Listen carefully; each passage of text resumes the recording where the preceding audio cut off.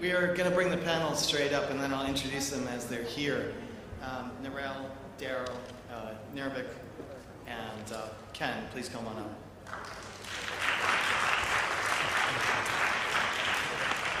Narelle Hicks joins us from Wonderman, where she's managing director in Beijing.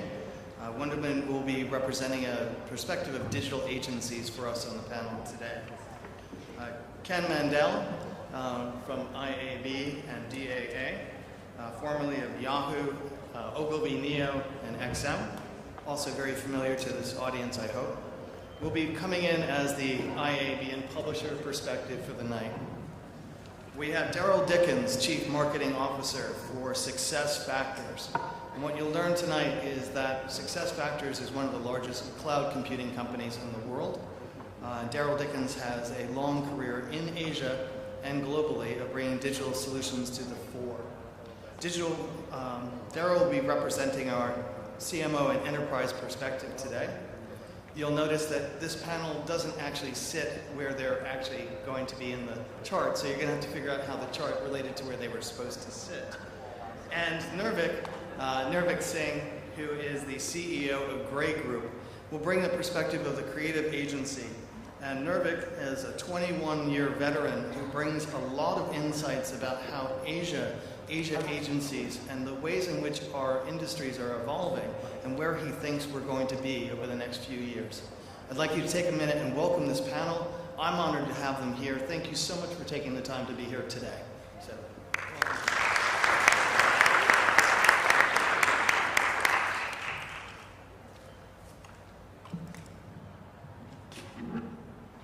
As Narelle is sitting just to my left, we want to cover a couple of topics today, but most importantly, when we get to the end of this session, I think you should take a few minutes and think about what insights you can ask this panel and what they really think is driving change and innovation and business success. So at the end of the panel, I would really like to have an opportunity for you to ask a few questions. So if we can have some mics prepared for the end of the session, we'll do about 30 minutes now on various topics. And I'm going to start with Narelle. Evening, Narelle. Nice to see you. We were talking earlier about things that, when we talk about digital and its impact and the ways in which people effectively use digital, I thought you had some very interesting perspectives, not just for China, but for regional programs that drove results that you could talk with us about. Thank you, James. Can you hear me? Okay. What I find most exciting nowadays is how people have been, adopting digital into their life and the kind of tremendous desire for people to want to share. I think maybe in this panel, we talk about digital, you may have heard about social, localization and mobile. And I think this whole thing is like how, data is now being used, to add a spin onto the whole thing. What we see a lot is that, there's been a lot of talk with our client talking about digital and retail, and there's a lot of excitement going on the retail scene, and it's all based on, not just technology, because I think we've been talking a lot, for the past few years on digital evolution, about how, digital is not all about just technology, it's how it's being immersed into their life. And when you look at, digital together with retail, it's all down to, a lot of human truth and how it actually have been able to meet some unmet needs.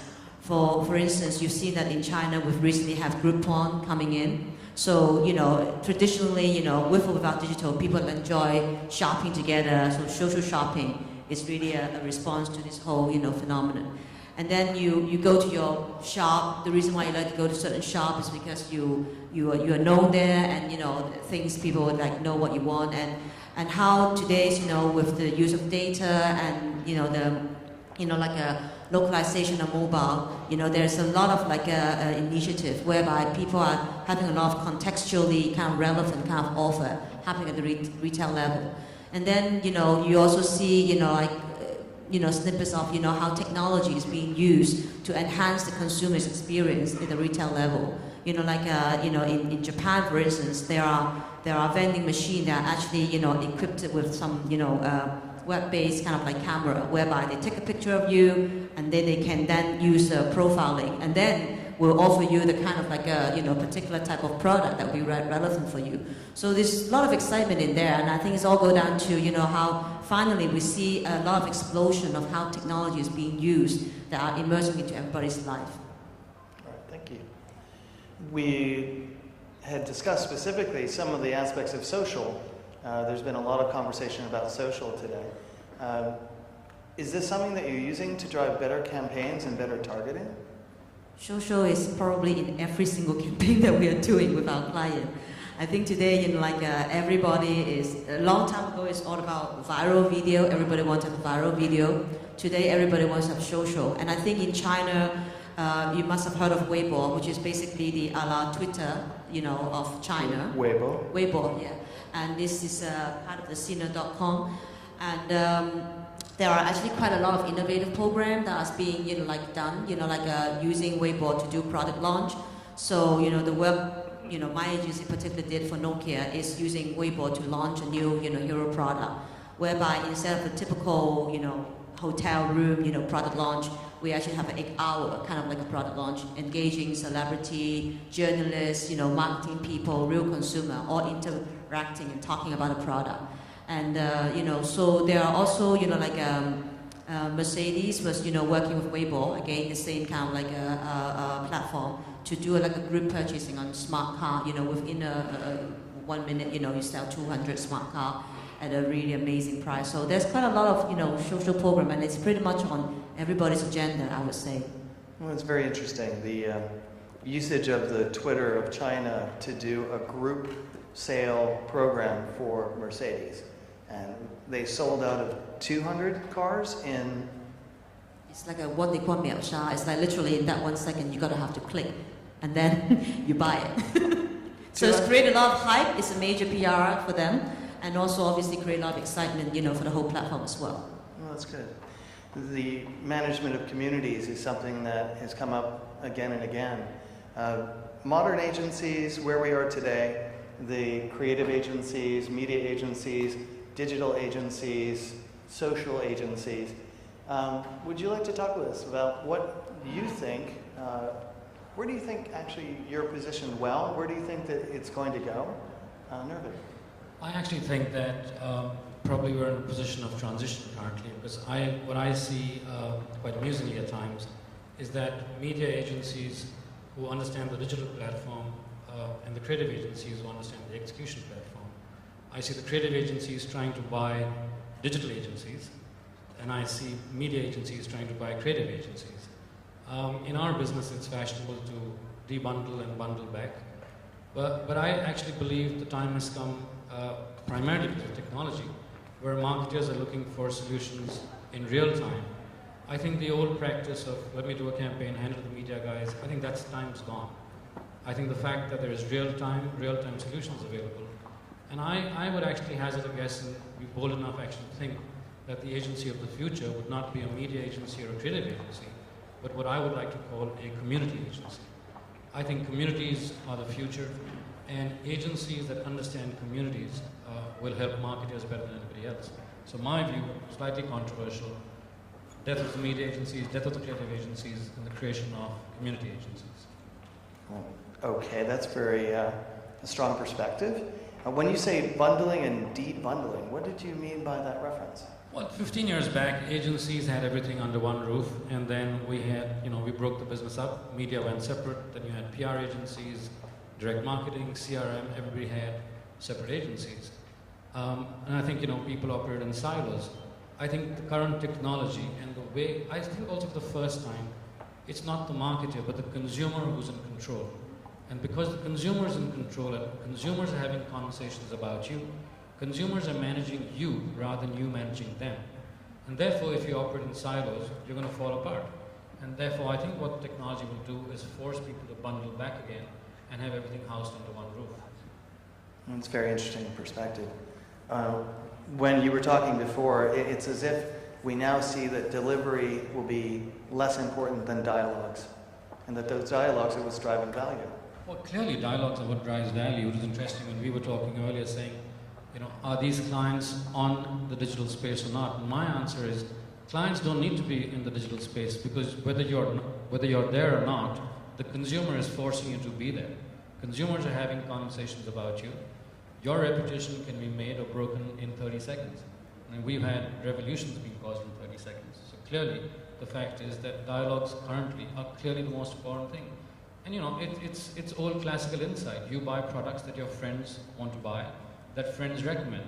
At the end of the day, you believe advertising up to a certain extent, you believe direct marketing up to a certain extent, but you believe your friends more than anybody else. And when friends dialogue with you, that's what creates the entire purchase cycle. So I think ignoring that dialogue is going to be seriously perilous to anybody who chooses to ignore it. Ken, do you think publishers are aware of the value they create when we actually create dialogues with the end user? Is this something that's actually being leveraged correctly? And what do you think about the current usage? Are we really deriving the most value when using digital, or are there areas that you think we should be doing more? I think that,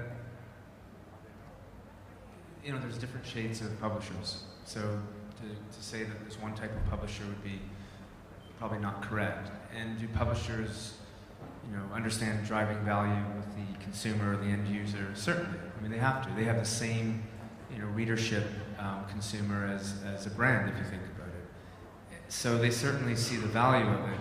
It's whether they're taking advantage of that value and creating that value, and how do they work with agencies versus brands, and the complex, you know, digital has become overly complex, not because anyone's trying to be overly complex, it's because when you add technology into the mix, you add a complexity and a speed of adoption that is much faster and much deeper in terms of the complexity than if you were just doing TV, print, and radio.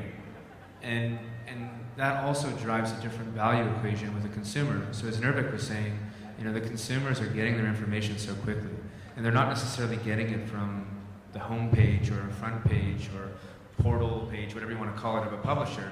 They're deep linking in through RSS readers and various apps, and they're going right into the content. So that front page of a publisher is less valuable today than it was several years ago, when everybody went there to kind of sort out, you know, their online, you know, journey that day. People now go to Facebook, they also go to Twitter, they go to their RSS feed. So you see a level of fragmentation that you didn't see in the past. So therefore it's harder to drive that value that you're talking about. Okay.